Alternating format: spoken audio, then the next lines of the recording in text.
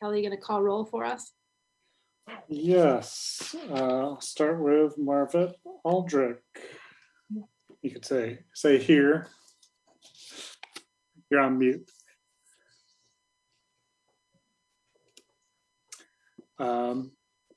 You unmute for us, Marvette? Here. And Marvette is our newest Public Art Commission member. Yay. She's taking the place of Elizabeth Rapetti. Great. Welcome. Thank you. Cliff Dozer. I'm here. David Finn. I'm here. I'm Darrell Marvette. Silver. Hi. Sarah's here. Lisa Strout. Here. Betsy Towns.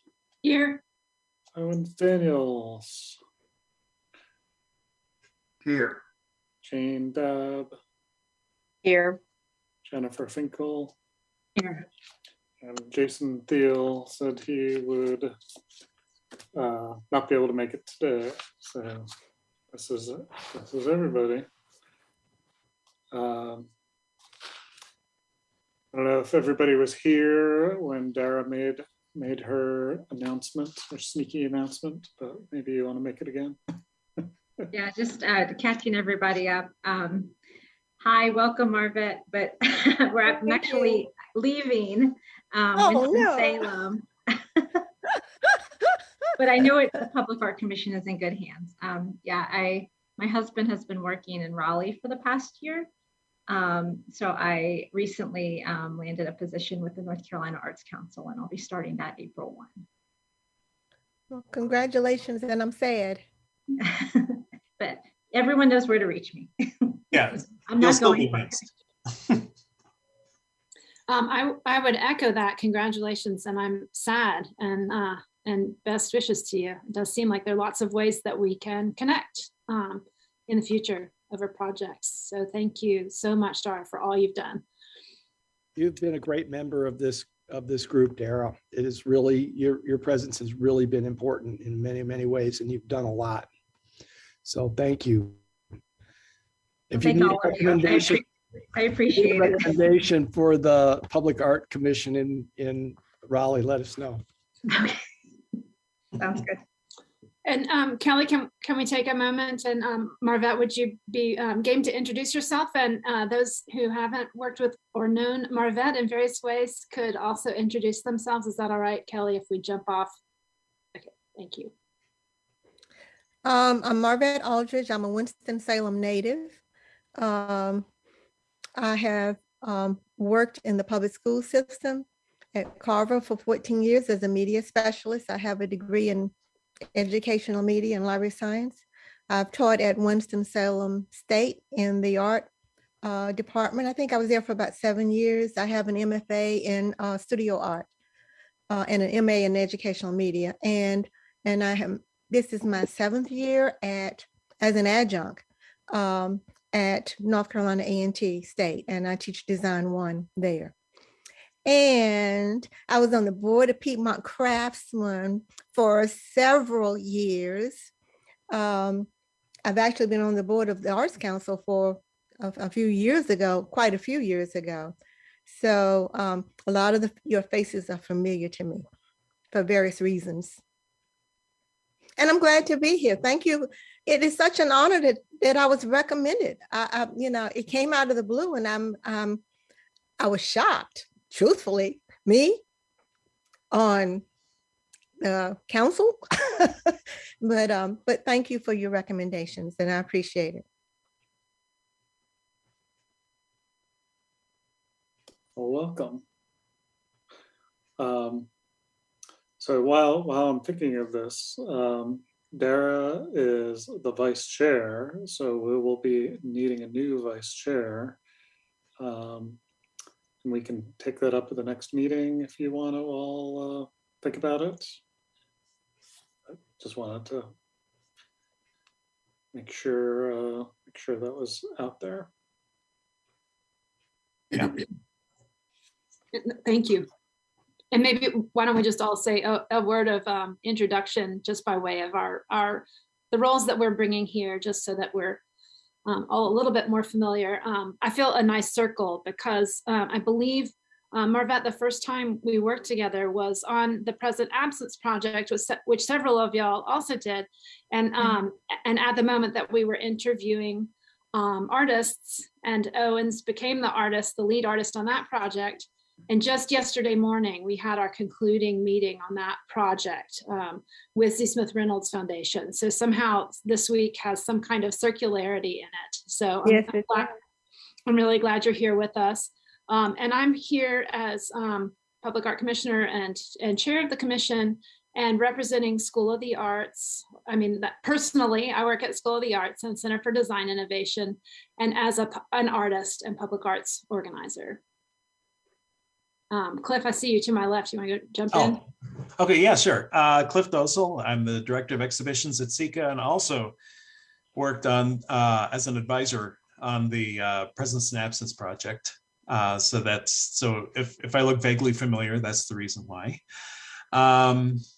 And I guess who's next would be Jane, I guess.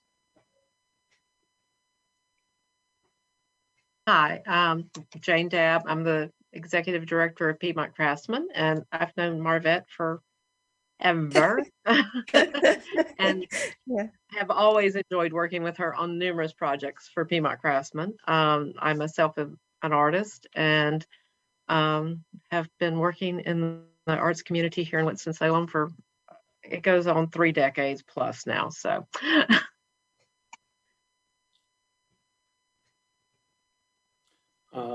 Here, why don't we do? I didn't pass it to anybody, did I? I'll pass it to Lisa. I'm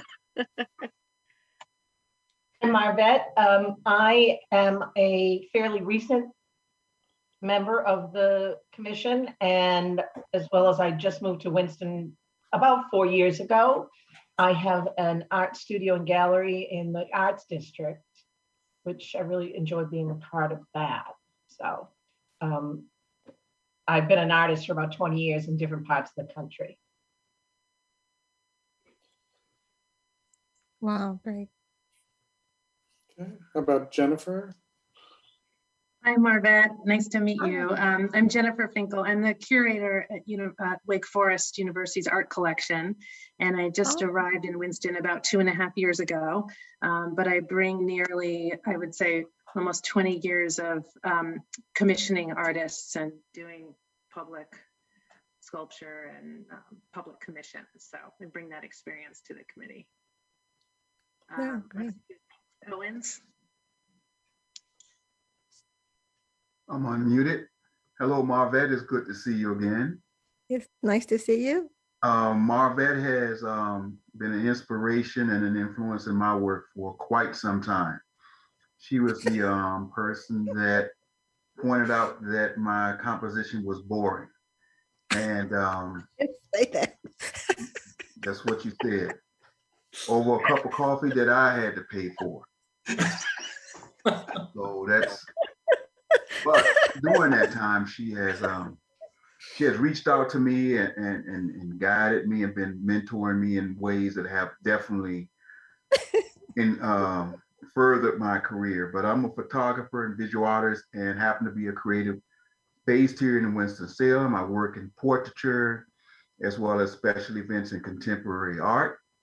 Been doing it for quite some time. I'm the fellow over at Renota Gardens, which is coming to an end, but they have found a permanent position for me. They just called me and told me that. So that works very, very well. And just been an admirer and been a friend of Marvette for quite some time. But yes, she when she first met me, she just pointed out, you're boring. I think the word I said was commercial. Boring. That's even worse. Yeah. Dara, I guess because you, well, Finn, I guess you would be next. I do want to point out though that you win the prize for best background today. Oh, me. Yes. Oh, yes. That I is agree. a piece of work I've done, and it's going to be in an exhibit in April. Joe Robinson, a well-known jazz trumpet player, and the Garage. When I first came here, and I think 2005, about 2013, I did this. They used to have this amazing hallway. When you came in the Garage, it had all these posters and stuff. Yeah. And it reminded me of Miles Davis and one of his songs where he was playing in New York, and he was practicing out in the alleyway. And I saw Joe when I came around the corner. I had like 30 seconds to get the picture, and then digitize it, and it came out very well. Looks great.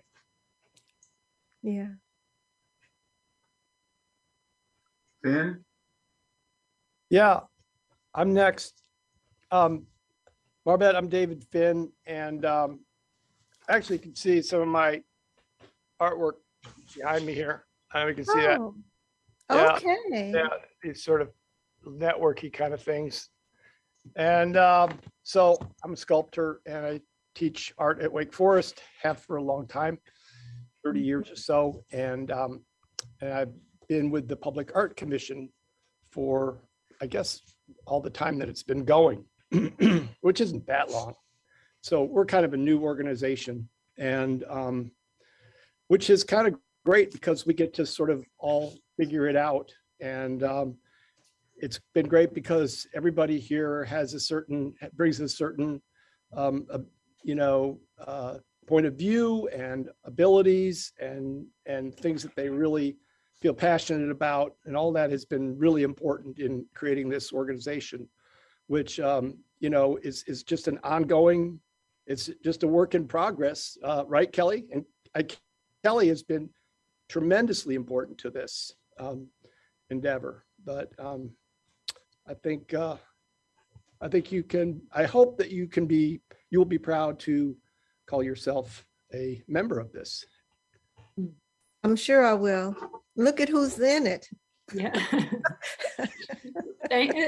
Thank you, everyone, and thank you, David, for that. And Kelly, you are, of course, instrumental, and I'd love for you to introduce yourself too. And we do have something to figure out today, which is the percent for art question. So maybe as soon as Kelly introduces himself, we can get a motion to approve the minutes. I'm Kelly Bennett, and I'm the staff person for the Public Art Commission. I work for the city, and I'll be helping out. All right. So you want to do? Oh, Dara's back. Do you want to do a quick introduction, Dara, or do you two? I'm Dara Silver, most recently with the Arts Council of Winston-Salem in Forsyth County, and I've been an arts administrator there for 11 years. And then prior to that, I was with Diggs Gallery, which is where I first met Marbette. Wow, 11 years it's been. Oh. Yep. By the way, I did forget to say that I am an artist, and I do exhibit. I'm in a show in Wilmington. We just got a show back from India, and we're getting ready to do another show in China. So I did neglect to say that I am an artist. Thank you. And thank you, everybody. Is there a motion to approve the minutes? From David Finn, and a second? I'll second. I saw Jennifer first. Thanks, y'all. Any corrections, emendations, additions, subtractions? Okay, all in favor of approving the minutes? Raise your hands if you want. All right. Unanimous there. Thank you. And Kelly's understatement of he helps out here. I guess now we move to Kelly sharing project reports and leading us through discussion after that. Okay. All right. Well, before I do the project reports, I just want to make sure everybody knows that the next meeting, April 5th, will be in person. I've reserved the 5th floor public meeting room at the Bryce Stewart building. This is for all you old timers, this is the building that we used to meet in, but it's the 5th floor instead of the 2nd. And it's a bigger room, so if you feel like spreading out more, you can. As it stands now, even though the city has taken down the mask mandate, masks are still required in city buildings. So I will let you know if that still stands in April, but it does stand today. So if you could just be prepared for that. In the meantime, I will get you all tags that will let you into the building, and they will also get you access to the parking deck. So you should be able to park in that Church Street deck. It'll open the bar to let you in. And then when you pass the guard at the front desk of the Stewart building, he or she should let you in. So I'll follow up with you all before the end of the month on that and get you those tags. So real quickly, project reports. Artistic bus shelters. Been working through some issues with a couple of the artists, getting permissions in line. Still moving toward a spring installation, but spring does end in June, so that helps. Salem Parkway Bridge Art has a March 11th deadline. Still a lot of interest in that, and expect to see some applications coming in. Downtown Sculpture, emailing with artists. She's having the beams delivered very soon.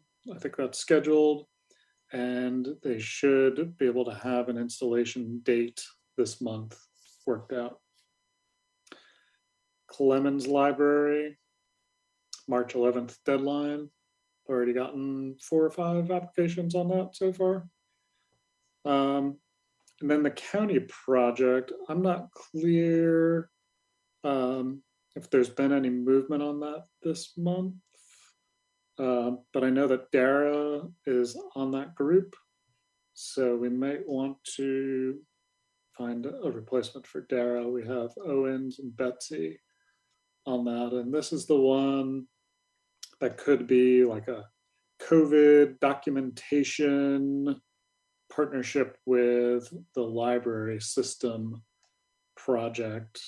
And so that's going to take just some conversations with the library and some conversations among yourselves. And I'm happy to facilitate that. Yeah, Betsy.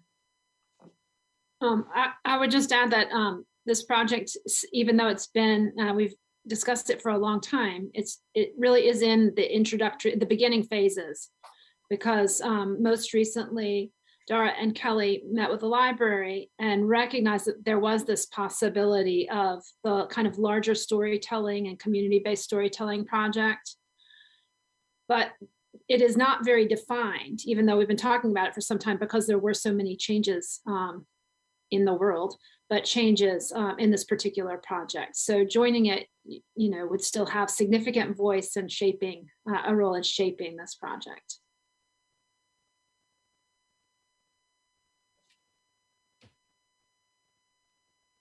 Okay, I don't need any names today for anybody who wants to join that. And kind of going with what I've said in the past, 2 Public Art Commission members are fine for a project like this. Makes it easier for everybody to have meetings. So if Betsy and Owens, if you're comfortable being the main Public Art Commission members on this, that's fine with me. And if anybody feels so moved, email me or Betsy, and you can join in too. All right. Next up, we have a Present for Art discussion. So I'm gonna make a short presentation to you all. And at the end of this, you can ask questions and, decide to discuss this further at this meeting or the next meeting. Or if the group feels really strongly, you can make a recommendation to City Council at the end of this.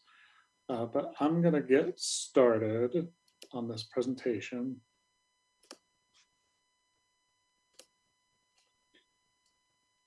Can everybody see the PowerPoint? Yes. Okay. So this recommendation came out of our public art plan, which was adopted by the Public Art Commission at the end of 2020, and then adopted by the City Council in 2021. And a percent for art ordinance, this was probably the most important recommendation out of the public art plan. And what it does is it would allocate 1% of certain pots of money in the capital improvement plan from the city, which is just a 5-year plan that's issued every year for the next 5 years. And it's for mainly construction projects moving forward, and it would allocate 1% of those, 1% of the funds of many of those projects for public art to be associated loosely with those projects. You'll see what I mean by see what I mean by that. So one of the advantages of percent for art ordinance is it more intentionally includes public art in the planning for these capital improvement projects. This is one from a few years ago. It's the Washington Park Master Plan. And there was a substantial amount of money set aside to rehab this very large city park. And if a percent for art ordinance had been passed prior to this, the Parks Department or the Recreation Parks Department would have said, we're spending, $100 million to rehab Washington Park, and that would set aside $1 million for public art. And we would sit down, I would sit down with the recreation and park staff to kind of find opportunities within this park, which has, it has natural areas, it has play fields, it has tennis courts, it has a greenway, it has a creek, it has bridges, it has soccer field, it has playground, exercise equipment, etc. Lots of opportunities for public art in a project like this. And then we would bring in a project committee, work with artists, kind of come up with different ideas instead of, an off the rack pedestrian bridge that would go over the creek. We might, look for an artist to make, a more special bridge that would go over the creek, as a for instance. Most of the projects that we do now are kind of after the fact projects. We get a pot of money and then we say, okay, well, we're going to put a sculpture up in front of the library that's already complete, or we're going to put it in the courtyard of the library that's already complete. So this is kind of a different animal, and really, an advantage when planning for public art. So in looking at different examples of public art ordinances, it typically works this way. So each year, the client department would be the Recreation Parks Department or the Utilities Department. They would calculate what their percent for art set aside is, transfer that to the public art budget. That last example that I had for the Washington Park rehab isn't typically how this is done. They aren't typically $100 million projects out there. They're typically like, you know, $25,000 for, you know, new tennis nets at the tennis courts and things like that. So what usually happens with this is the money is pooled by the department, and then that client department works with the Public Art Commission to kind of decide where things should go. You know, they might be spending $1 million over the course of a year, but it's spread out all over the place. So where would that money best be used would be a discussion that you'd have every year. Funds could be, you know, depending on how the ordinance is crafted, they could be transferred to another client department. But I suspect that a lot of these departments kind of feel ownership of those projects and funds and would want to keep it within the department. And then the city council, you know, maybe would be able to adjust the budget on an annual basis, you know, just, you know, based on other things that are going on. Other percent for art jurisdictions, you know, Charlotte, Raleigh, Durham, Chapel Hill, Asheville, Wake Forest, and the Triangle Transit Authority all have percent for art ordinances. This is, this is a chart from the City County Public Art Plan, kind of shows where we stand against other peer cities. These aren't all North Carolina cities. I tried to pick cities that had a similar population, except for Chapel Hill and so it kind of shows the staff, their public art budget, and then whether they have percent for art. So we have a $55,000 a year budget, and we don't have percent for art. Some cities only have percent for art, and that money carries them through. And then some cities have both. Durham and Chapel Hill both have a public art budget, and then they also have a percent for art budget. Oops. And then you can kind of see how many projects a year they do. We typically finish 1 to 3 projects a year.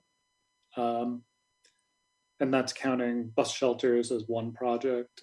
And I think that Chapel Hill said they count their bus shelters as each individual project. So if they do 6 bus shelters, they count it as 6 projects. I would count it as 1. So that number might be inflated for Chapel Hill. And then you can kind of see the staff implications. And, you know, that's kind of a conversation to have with the city council and the planning department. If, you know, they decide to increase the budget substantially, they might want to talk about staffing increases. So different elements of percent for art ordinance. This is kind of where they carve up the funding. So it's typically carved in these 3 ways: by defining eligible and ineligible projects, how they define the project cost, and then if there's a kind of a cost cutoff. So one example that I saw, it's new constructions, reconstruction, remodeling of buildings, parks, trails, commemorative structures, pedestrian vehicle bridges. And then it gets into surface water management, water treatment, transit facilities, and solid waste transfer stations. And then they specifically say, no, we're not considering 1% of roads, airport runways, sewers, or landfills. So this was King County, Washington, Seattle. So that's a significant amount of money there.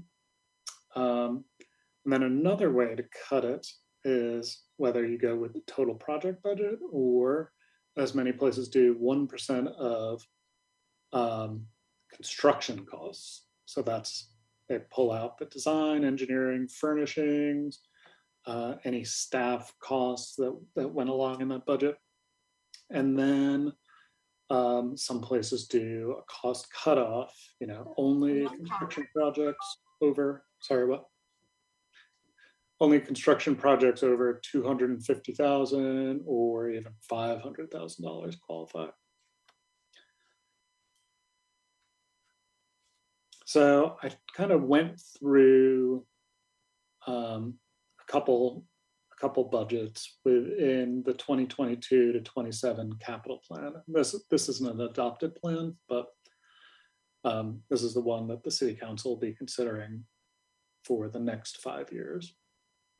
So in this plan, the Parks Department, Recreation Parks Department has $8.3 million for park renovations and improvements.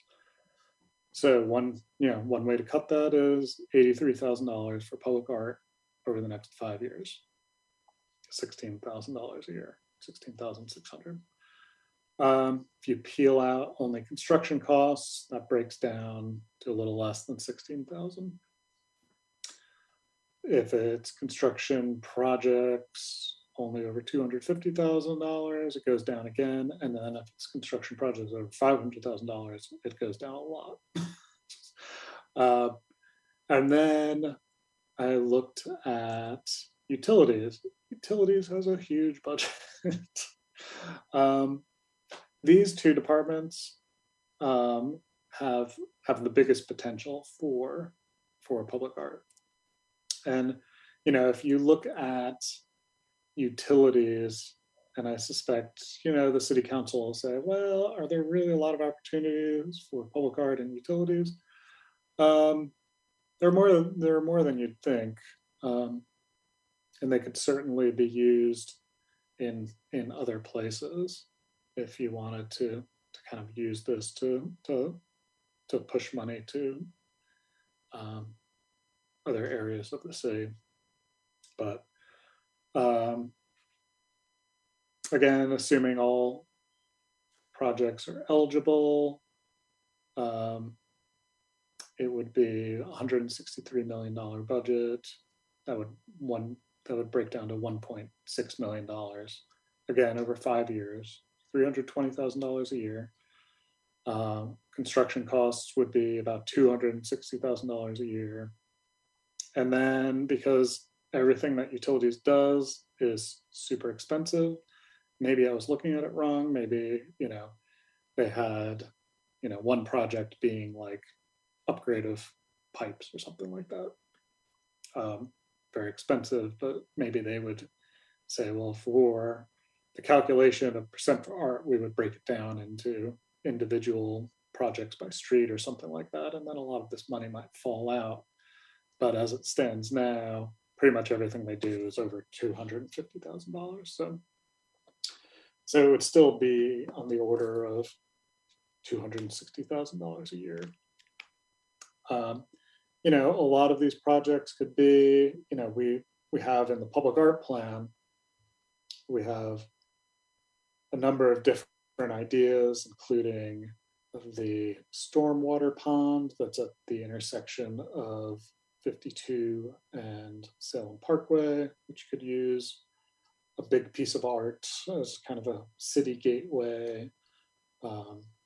There's a number of different facilities along the Salem Creek Greenway, and on all the greenways, honestly, are along creeks and utility lines that could end up with public art. So there's a lot of different ways to look at this. And then there's other potential client departments in here, including fairgrounds, Benton Convention Center's in there. I think that's under property and facilities management. Fire and police, you don't think of as being eligible, but they could be, if they're building a new fire station or police station, there's actually public art in front of the main police station, the main public safety center downtown. Transportation, obviously, with bridges and things like that. And the transit authority too, every once in a while we'll have some construction costs. And just to kind of think this through, here's some recent public art projects and their budgets. And these were before the pandemic. So imagine they're more expensive now. Central Library sculpture, $64,000. The Sides Road water tank, which as far as water tanks go, was an easy one to paint because it's not elevated. It's basically just a concrete wall. And we only painted half of it. We didn't paint the back half. So $40,000 for that. But I think if we did a full tank, it would be probably more than $100,000 now. Winston-Salem portrait project, $210,000. And that was a big project for us with a big footprint all around town. And then some other considerations, how many projects can this commission do a year, between project development, selection committee meetings, unveilings, what's a fair amount of time to ask for this group of volunteers? And then for staff time, meeting facilitation, selection committee meetings, interdepartmental coordination, and contract administration. How many projects a year can be done well? I don't really have an answer for that, but I'd like you all to discuss what you think is a doable amount of projects for you all per year. And then just other questions that are going to come up. This percent for art, the project timelines will be a little bit longer if you're doing an earlier collaboration with, say, the Parks Department. If you're sitting down with them before they do a park rehab, that's one or two more steps before you typically get to work on a project committee now. And then cost increases may create cost overruns. They're setting up these budgets now, and I have heard tell of things from the 2018 bonds. The prices have gone up so much since 2018 that they're having trouble meeting the needs of those projects with material costs and everything going up. So we may hear some pushback when we go to city council and say, well, you only want 1%, but boy, 1% could be a big difference between now and the future when we're actually trying to complete this project, if you're peeling out a little bit here and a little bit there. So that's just something to think about. That is the last slide in my presentation. I realized that was a lot, and I'm happy to answer any questions or hear your thoughts about this. And it also doesn't need to be discussed right away, but I would like you all to kind of feel out how many projects per year you think is realistic for this group. So Kelly, obviously I wasn't on the commission when you guys were putting this together. So my understanding that it's only city projects and it doesn't include any commercial developers. It would not include any commercial developers. That's something that we could get to in the future. We kind of have an idea in the plan for, a certain percentage of projects downtown have some kind of public arts. I hesitate to call it a fee, but something something something in downtown development, have some kind of contribution to a public art fund. But right now, this is a typical way that a lot of cities make public art. So yes, this would be, and most of this would be on city property regardless. Kelly, can like I in so many ways agree with Cliff and Dara, but the one question is your time. I mean, our time as well. Like if we go from a budget of $55,000 a year to a budget of $300,000 a year, that means longer projects, bigger and more complex projects, and more projects. And so you reflected a little bit about your guesses around staff time. And that feels really critical as well as our time. Although I think City of Art and Innovation should have a really robust public art budget, and that we could really transform the city in those ways, and that money would go a long way towards growing that. But I am curious about others' reflection on time. Yeah, I think the goal has always been to get percent for public art so we can have a pipeline to fund more projects. And I think Kelly kind of alluded to it. Once that can happen, it's up for people to advocate to increase the public art budget so it can have the necessary staff to oversee those projects that you were saying. So maybe it is a full-time position, maybe it is 2 part-time positions. Yeah, I think it's got to go hand in hand. Yeah.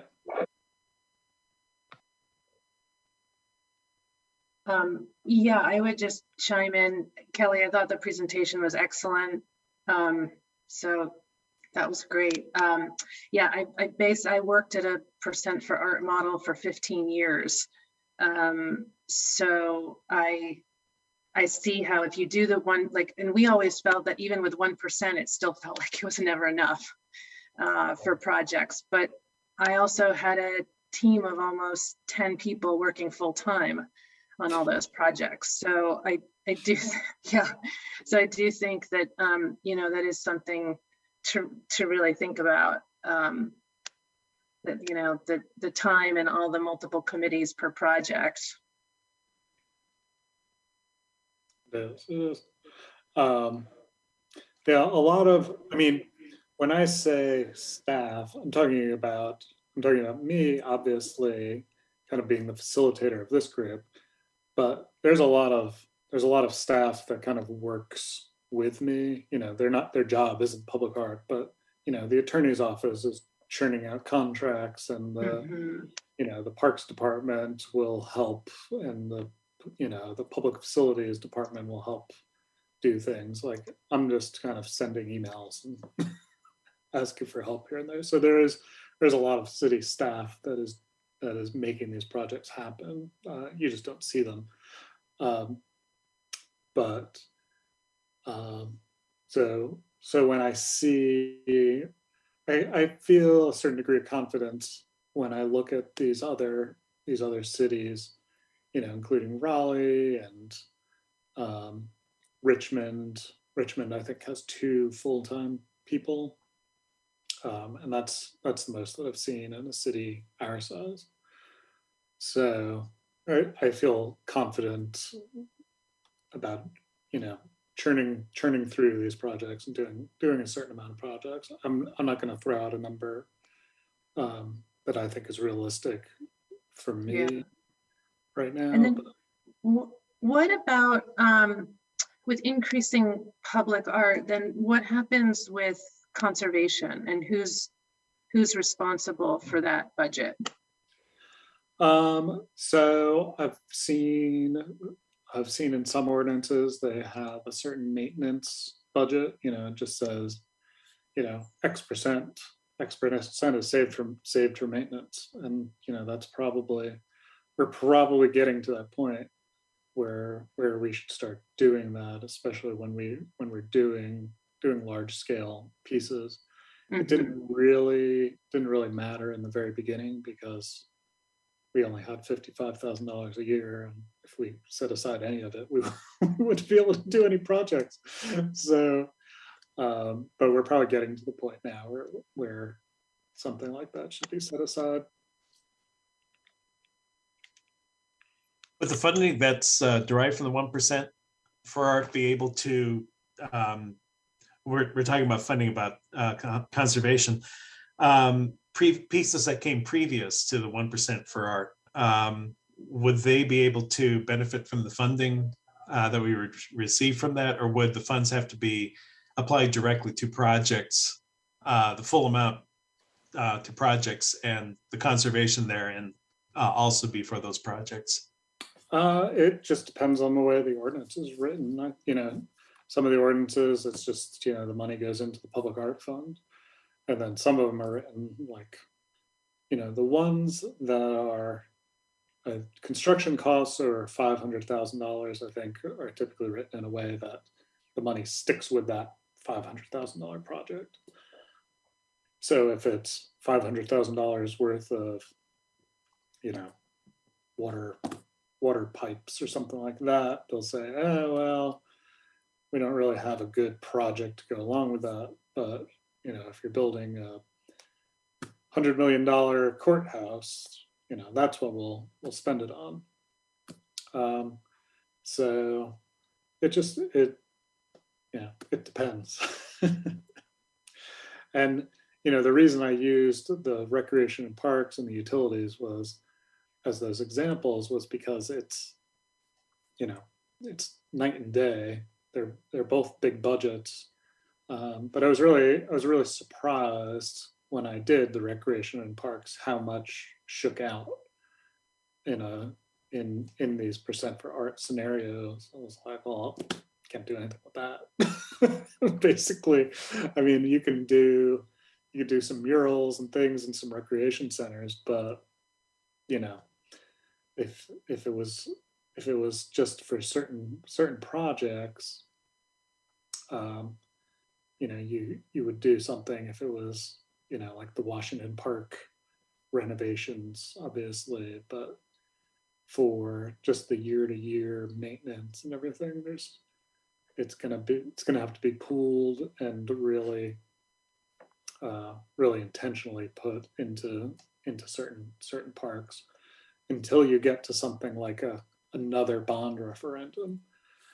And it was my impression as someone who's only been with the city 14 years, that the bonds came along every, like clockwork, but they don't.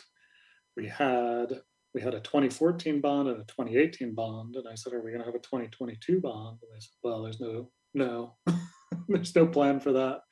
And the last bond prior to 2014, I think, was in 1999. So it really depends on what the city council wants to do.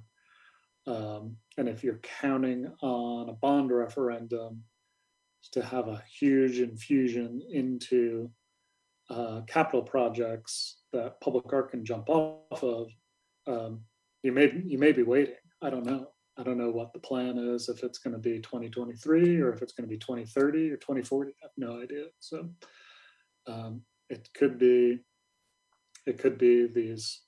these budgets where you're jumping off of a parks budget and a utilities budget and then an occasional transportation budget until then.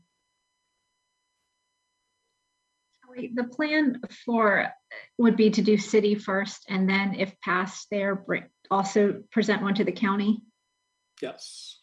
And the county, the county was something that we put down. We put something much lower, like 0.1% for art or something like that, just because, the county hasn't, although the county has paid for public art, they've never really used tax money. They've always kind of raised money on the side for libraries through naming rights of rooms or selling those bricks with people's names on them and stuff like that. That's how the art has been paid for with the county. So in order to kind of get our foot in the door, we proposed, a 10% for art, and mainly and also because they do, they'll do the $100 million courthouse, but they're not going to spend $1 million on public art in the courthouse. It'll, knowing this audience, I wouldn't recommend going to them with that because they'll just shut it down and say no way. But if they're going to consider anything, it might be something a little smaller. But right now we're working on the city, so.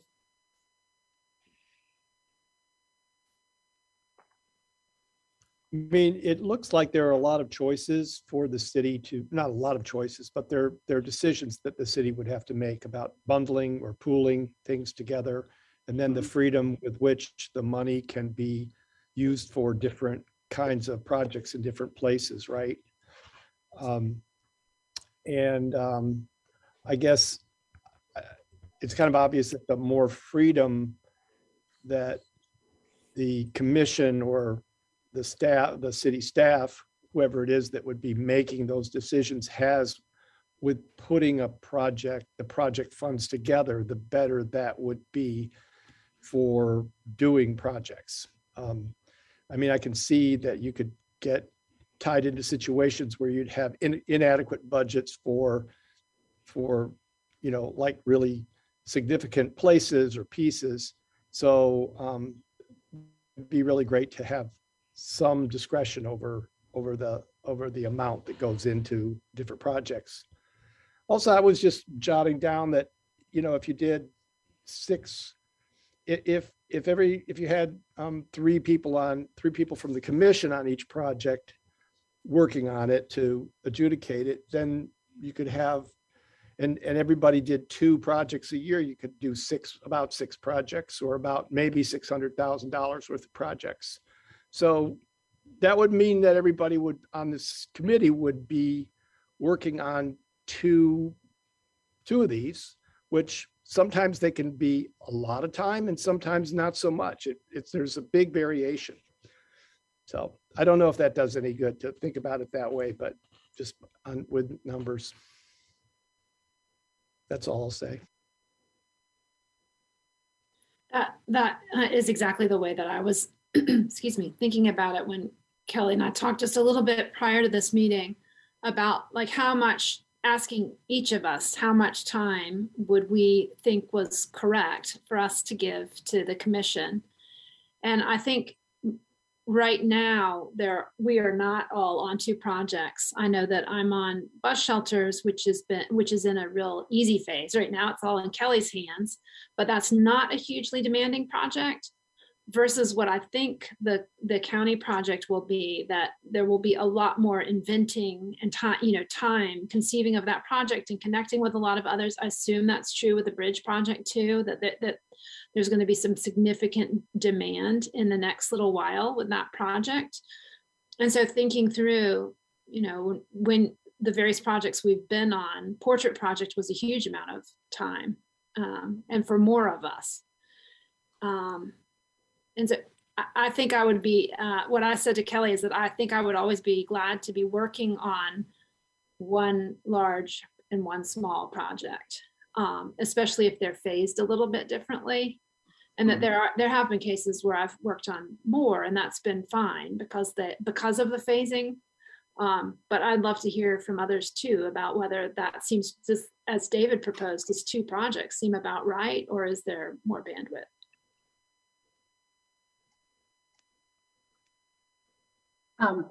That seems right to me, Betsy. I just also wonder if there's a time limit that you have to use the funds that are associated with each project, because that happened, once, like I had to use the funds, and then once the project was closed out, if there, then I had to do sort of fuzzy accounting to move funds into a different account so I could still access them. I mean, there was a finite time. I couldn't just let it be open. Because it was related to construction and renovation and other costs. So I think that's a good question to ask. Okay. Yeah, that's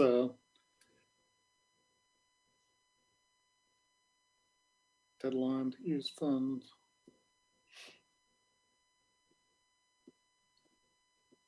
Okay. I don't know what other questions y'all have. It seems to me that we have, we have a small job ahead of us, which is to say, which money do we think we would want to go for? How much money, how much money would we want to go for? What kind of proposal would we write about our involvement, about how and where money is spent, and questions like Jennifer's raising about endpoints and what, and timing. And I think also, how do we propose staff support in such a way that we are sure that that getting more money would also result in more city staff time so that the work could be executed effectively. Are there additional questions that should be in the mix of kind of what we need to decide? And then welcome discussion, but I wonder if we should all be simmering on this for a month and come back with ideas, or if it's worth having Kelly, is it worth having a work group to make a kind of sub proposal for the public art plan? I was thinking, it seemed like everybody's kind of going in the same direction here, and in not a surprising way. If I could work with other city staff, including one or two of the assistant city managers and a city attorney, and kind of drawing up some proposed language for an ordinance that would kind of like hit those main decision points and bring it back next month. And then, if there's any tweaks from there, we could send it off to city council, and it might take a while for it to get into the hopper, or it might not, I don't know. But it probably wouldn't affect the 2022-3 budget, but it could, but it might. So I know they're working on the budgets now. That's why I have the proposed capital plan to see what's in there. Kelly, I liked Cliff's suggestion about if there's a way we can include maintenance. Mm-hmm. Yeah. In there. Yeah, I have that. The maintenance, shooting for 6 projects a year, generally trending toward more freedom by pooling the money and working those projects just to the best conclusion, instead of having them tied to specific projects. So let me just bring up one other thing. So we've taken on projects that were like a public-private match, right? That was downtown. And then, we have other projects that are happening, and I don't know how many. You probably know that number off the top of your head, Kelly, for this year. But if we then had, an additional 600,000. I mean, I guess my question is, would we be turning some kinds of projects down because we would not have the staff to do them? And is there a capacity there? And I'm just thinking ahead here, would there be a capacity for growth? Meaning that, like, if we wanted to do public-private combination kinds of projects, let's just say, take that as an example, which we don't have to do. We can tell somebody, no, I'm sorry, we just don't have the bandwidth to do that. But that's something then, if we have more staff time, we might be able to do those. So looking for ways that we could, think about this and take into account what we are already doing, because this would be in addition to that. Right. I mean, a lot of these projects that we're doing now, right now, I'm just looking at the project reports in front of me. The county project is 10,000. The Clemens Library is 60,000. The downtown sculpture was 50,000. The artistic bus shelters are 20,000. The Salem Parkway Bridge art is $1 million. So it's like, and honestly, like the Salem Parkway Bridge art won't be too much more work than the artistic bus shelters. I mean, it will be more work than the artistic bus shelters, but it's not going to be like, 50 times the amount of work as the bus shelters.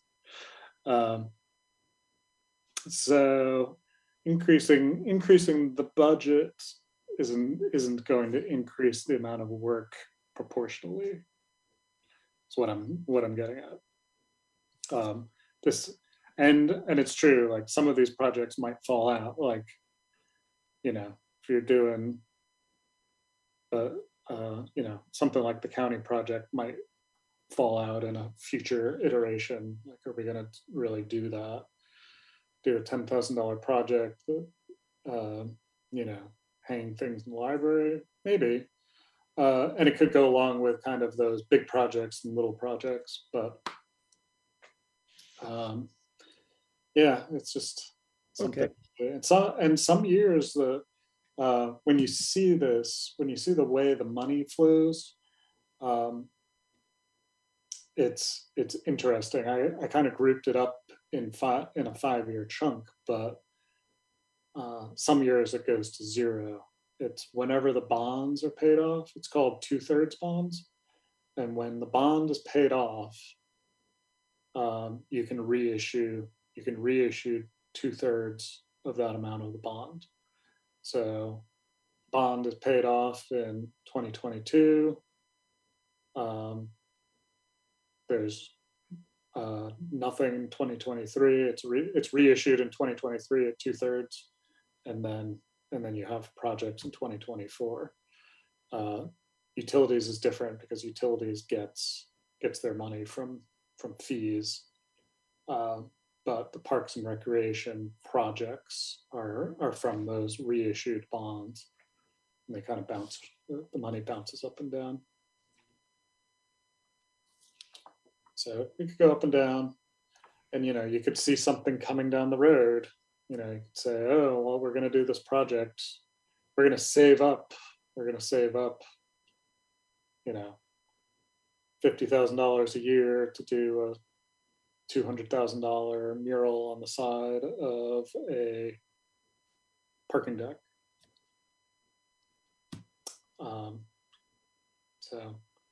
And then that'll take about as much work as another mural. That's $10,000 mural.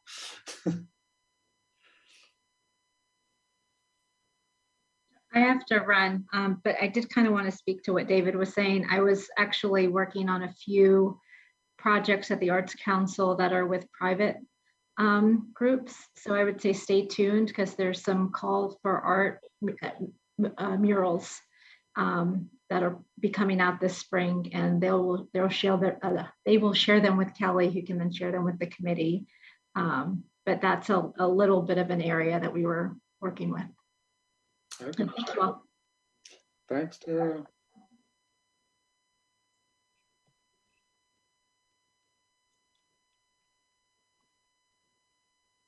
Okay. Any other questions on that? Is that a good way to move forward? Bringing some ordinance language and kind of an outline of how that works. Okay. And then, so we'll have a discussion of this, another discussion of it next time with a little bit more specifics. But I think you did a great job with this, Kelly, in outlining this for us, and I think it'll be good. All right. Agreed. Really, really informative and lovely presentation. Thank you. Lovely. It was lots to look at. Cool. And now we don't have public comment. we do have other business, and I don't know if this is the proper way to do other business, but I just kind of have it down there as a catch-all. Kind of answer some other questions and bring up some things that came down the line. In answer to the question on the graffiti problem, I brought this up with Stitch, who had actually spoken to Stitch, where the designers of the Overlook at Quarry Park that's having the graffiti issues. And they had actually discussed this in the past with the Recreation and Parks Department, who's actually not interested at this time in doing a project there, mainly because they're afraid that it'll kind of shift the problem somewhere more expensive. I think it's really easy to clean up. They can paint over the graffiti there really easily. And they had some real bad vandalism in the bathroom, where somebody took a sledgehammer to the bathroom and destroyed the bathroom, destroyed the toilets and the sinks and everything else. So they're kind of, happy to have a little graffiti if it keeps the bad people occupied. So there was that. And then we had a question on somebody on the homicide victim memorial. And this is something that came to me. A person reached out whose son was murdered recently, and had reached out to the mayor to just kind of see if there was could be any traction for a homicide victims memorial somewhere in the city. I brought this up with Betsy, who thought maybe it would be a good fit for the Z. Smith Reynolds grant, but I'm not sure. Upon reading, the Z. Smith Reynolds grant was more about uplift this year, so I'm not quite sure that fits. But I just wanted to kind of bring this up and see what you all thought of the concept of this, and if it's something for a future project, or if it's something you want to discuss in the future.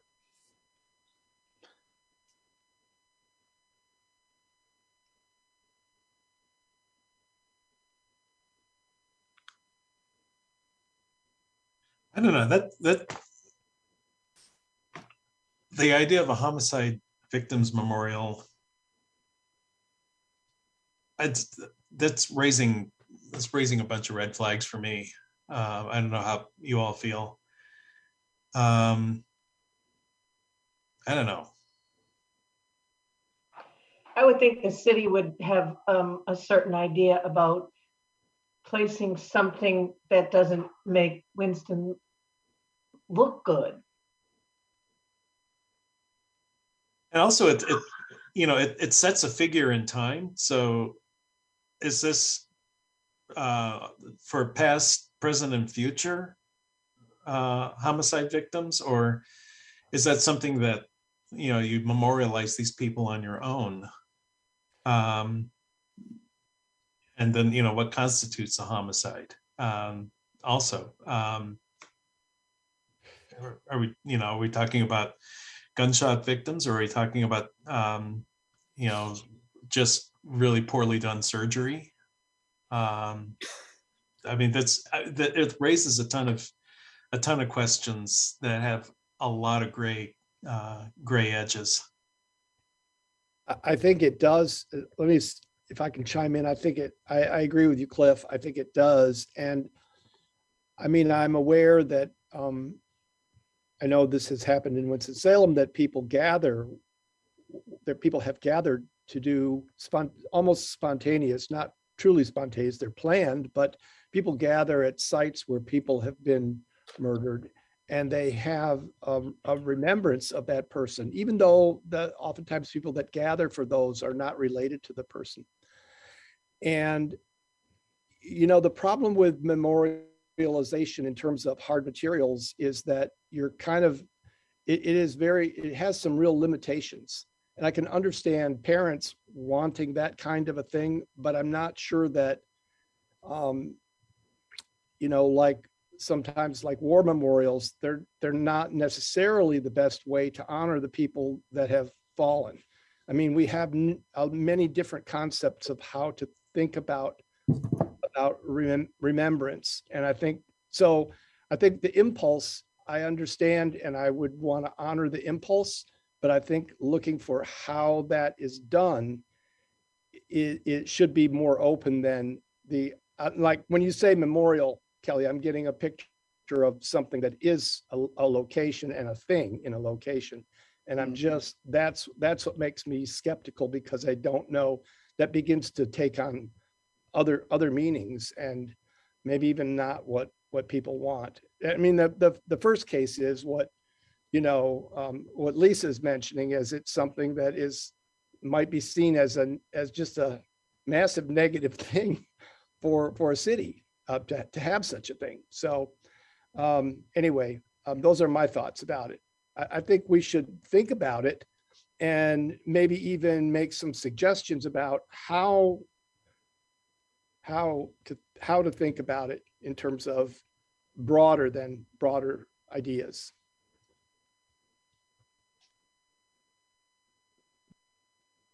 I have a question. Who, and I'm gonna have to plug this up, guys. It looks like I'm losing power, but how do you decide with all of the people who are killed in Winston-Salem in a year, who gets the memorial and who doesn't get the memorial? So, and once you start memorializing, then you're going to have even more people wanting their loved ones to be memorialized too. So you may be opening up a can of worms as to who gets memorialized and who doesn't get memorialized, and who deserves it more than another person. And we have quite a few homicides in this city. It's just my thought. I think the idea was like one memorial that honors everybody. The victim. Yeah, not, yeah. I just want to make sure I was clear. Okay. Were you finished too, Martha? Or I'm finished. Okay. I hear these concerns, and it is a little odd to me to think that we would be doing a COVID documentation project and potentially a homicide documentation project. It is a lot for the city, like to manage emotionally as a part of our art world. When we had this conversation around the COVID project, and it shifted to something that was the COVID documentation project, and it was about storytelling, it was about sharing memories, it was about capture, like different ways. My experience of this group was that we really shifted, and it became something that that interested the group, and became, the arts having the capacity to help us move through tragedy. And I don't know if we want to do a COVID documentation project and a homicide documentation project, but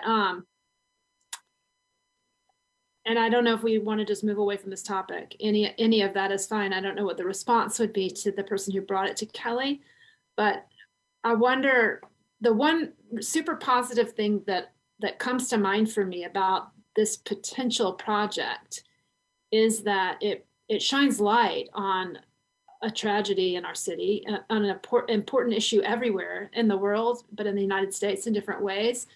Is there a way to do a project like this that would rely on the arts to have some kind of transformative effect, both on people who have lost loved ones, who might, are going to come from such different kinds of life experience, and also, to maybe make a difference in the violence that we often enact towards one another. So I'm not making a push in the way I was like pushing us to think about what is the right thing to do here in this moment of COVID. But I just wonder if there's worth in considering this question, even if we're saying, no, we're not going to do a homicide memorial. That feels like more trouble and more problems and more worms in that can than we're ready to manage. Well, who's the group that they had the mobile recording booth, and they went around from place to place recording people's stories, kind of like what they do every Friday on StoryCorps? It was like StoryCorps, but it was like a local story. The national one, right. And it seems like that's almost we're presenting work that a group like that could be doing under different monikers or different projects, where they record the stories of people who have had COVID, who have lost members of to COVID, and then you have another project where they're interviewing homicide victims. They may be even interviewing the people who committed the homicides as a form of reconciliation, and then making these available online for people to explore. That seems like a more appropriate way of doing this than having some sort of a physical structure that's frozen in time. So this sounds a little bit like more of a journalistic project in a way, and one that would shine light, but that could also tell stories and give the complexity that it might need for those stories. It's almost like it's a project that's parallel to us, that's alongside us, that we support, but is handled by a group that has a different set of tools. That all makes a lot of sense. Does anybody else have comments that you'd like to share, Jennifer? Oh, I was going to say, it just reminds me of, Hank Willis Thomas did this with, he did this truth booth, and you watch in the truth booth and you are recorded. What does the truth mean to you? So, other artists have done something similar. I think that's a great idea. Yeah.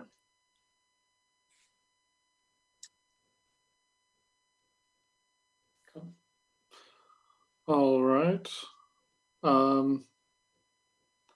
What were you supposed to, how were you expected to act on this, Kelly? I was just going, bring it up with you all and see if you were interested. It doesn't sound like you are, and that's my answer. I would say that I would just sort of echo Betsy and say, I think we could do one of these kind of big, we are conceiving of this project and creating this project per year right now, like the COVID one and the portrait project before that. It takes a lot more work and concentration and probably people in our group to do that. So, and I think the COVID project sounds like a great way to start. I wouldn't rule it out, but I'm not sure that we could handle another doing two of these at the same time. Maybe try to have some success first for the library. Yeah. Just a quick comment. I always find that it's interesting when these ideas come to us, and I'm always wanting to go back as someone who raises money all the time for projects. Where's the money coming from for this project? Is this something the victims' families want to put money into? Okay, so, it's just another way for individuals to tell us how money should be spent. And I can understand the healing process and wanting to feel like some good came out of this very bad, senseless act. But I think when it comes down to it, what monies would we even have to devote to a project of this scale too at this time? So just thought. Yeah, yeah. Yeah, so I'm hearing an overall, this idea, we're not going to take this idea up right now. And that because we have the collaboration with the library to potentially pursue their doing the archival work and the documentation, and our funds, the county funds, potentially hiring an artist or designer to translate what would be traditional archival kind of story gathering into something that is that it has a more potent artistic vehicle, that we have that project going. And so this is too much for us to take on right now. Okay. I'm not sure when the Z. Smith Reynolds grants, there was some talk about that inclusive public art grant, if there was anything. Oh, wow. Deadline to submit a letter of intent is March 25th. So, is there anybody have a quick idea for that, or is that something that we're gonna let slide by this this year?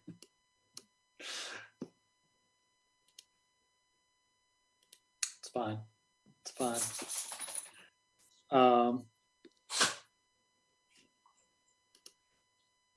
And then I think that's it. Did you, Betsy, you had mentioned that Creative Corridors was thinking about applying for an Our Town grant for the Peter Oliver thing. You can all see my dog rolling around behind me. Snorting. That's not me. It needs to come to order. I've got to plug up, guys. I'll be right back before I lose you all. I don't have a whole lot of detail about this. I mean, I have a ton of detail about the Peter Oliver project, which the Peter Oliver project is a project to create a heritage or legacy landscape downtown, which is currently being schematic designed by Walter Hood to make visible the story of Peter Oliver, who through incredible ingenuity and stick-to-itiveness and perspicacity managed to earn the money to buy his freedom from his own work as a potter. And he had been enslaved by the Moravian community, and the efforts that he went through to first remain in North Carolina, where I won't go into too much detail about it, but the efforts that he made to purchase his freedom, and then the freedom of his wife, and to lease a farm right adjacent to Muse Winston-Salem on Liberty Street, essentially. That story is being transformed into a landscape and a pavilion design and a gathering space. And Creative Corridors Coalition is organizing that. The piece I don't have information about is which parts of this, I think $7 million project, is that right, Kelly? A really large scale project. Which parts of this would we seek to achieve a NEA Our Town grant for? So I can get additional information for next month about that question to share back with you all. But the idea would be that those NEA Our Town grants need a civic partner and a nonprofit partner to get the funding. And so in this case, it wouldn't be the Public Art Commission, it would be the City of Winston-Salem, as I understand it. And it would be the Creative Corridors Coalition working together to secure additional funding for this project.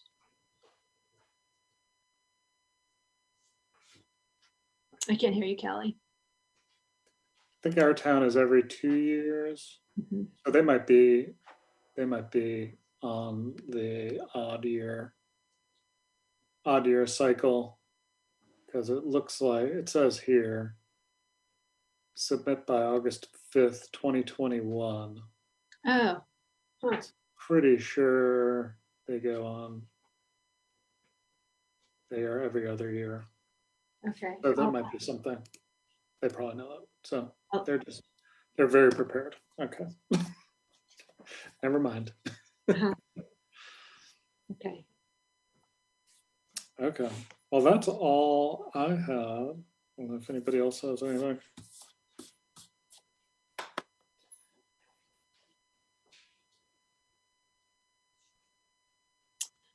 Okay. Nothing. I will just say I heard Owens on the radio, and that was great to hear Owens talking about the Kwame Braithwaite show at Renolda. That was really cool.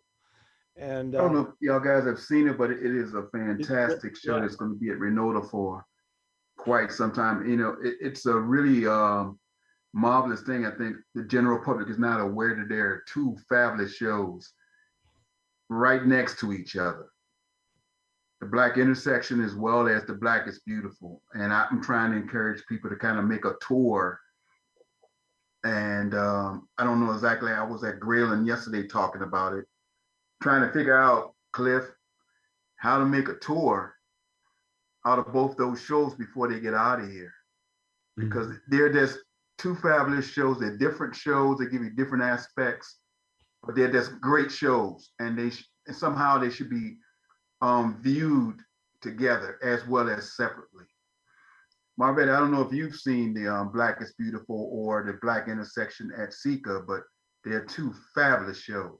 I did see the one at Sika, yes. Well, I want Very to invite nice. you over to Renolda to come out one Okay. day and see the Black is Beautiful. I'd love to see that. It's really a fantastic show. It really I is. loved it. Yeah. But it's just kind of a shame that the general public doesn't see it in that same way. How long is it going to be there? And Black is Beautiful is there till May. Oh. Cliff, are you there till May as well? We're through till about mid to end of April, Okay. but it's coming quick. Believe me, Yeah. it's coming quick. Well, thank you everyone for your engagement and thoughtfulness. Welcome, Marvette. Okay. Thank you for your Thank you. service, and meeting adjourned. Thanks all.